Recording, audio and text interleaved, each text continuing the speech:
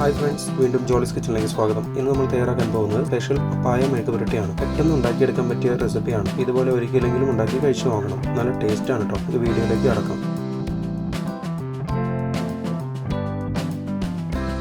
ഒരു പാനിൽ 2 table spoon എണ്ണ എടുത്ത് ചൂടാക്കുക. എണ്ണ ചൂടായി കഴിയുമ്പോൾ 1/2 ടീസ്പൂൺ കടുക് ഇട്ട് പൊട്ടിക്കുക.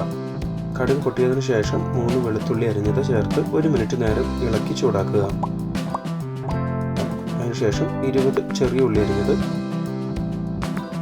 2 പച്ചമുളക് നടുവ് കീറിയത്, 1/2 ടീസ്പൂൺ ഉപ്പ് ചേർത്ത് ഇളക്കുക. കുറച്ച് കറിവേപ്പില. 3 മിനിറ്റ് നേരം മീഡിയം തീയിൽ ചെറിയുള്ളി ഒന്ന് സോഫ്റ്റ് ആവുന്ന വരെ വേണം വഴറ്റാൻ. ഇനി തീ ഏറ്റവും കുറവിലേക്ക് വെച്ച് മസാലകൾ ചേർക്കാം. 1 ടീസ്പൂൺ മുളക് പൊടി, 1/4 ടീസ്പൂൺ മഞ്ഞൾപ്പൊടി ചേർത്ത് ഇളക്കി 1 മിനിറ്റ് നേരം പച്ചമണം പോകാൻ വേണ്ടി ചൂടാക്കുക.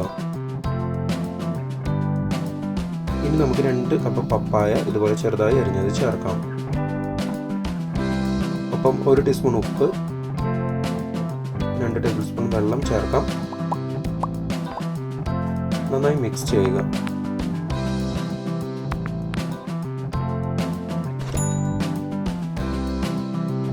മൂടി അടച്ചു വെച്ച് 3-4 മിനിറ്റ് നേരം കുറഞ്ഞ തീയിൽ ചൂടാക്കുക.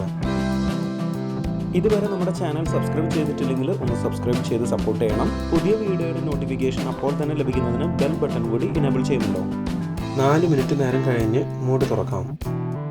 ഒന്ന് ഇളക്കി കൊടുക്കുക. ഇനി മൂടി അടയ്ക്കാതെ 2 മിനിറ്റ് നേരം വേവിക്കുക. അധികമുള്ള വെള്ളം വറ്റുന്നതിന് വേണ്ടിയാണ് മൂടി തുറന്ന് വെച്ച് നമ്മൾ ചൂടാക്കുന്നത്. നമുക്ക് തീ ഓഫ് ചെയ്യാം. നമ്മുടെ സ്പെഷ്യൽ പപ്പായ മെഴുക്ക് പുരട്ടി റെഡി. ഇതുപോലെ ഒരിക്കലെങ്കിലും ഉണ്ടാക്കി കഴിച്ചു നോക്കാം. നല്ല ടേസ്റ്റ് ആണ് കേട്ടോ.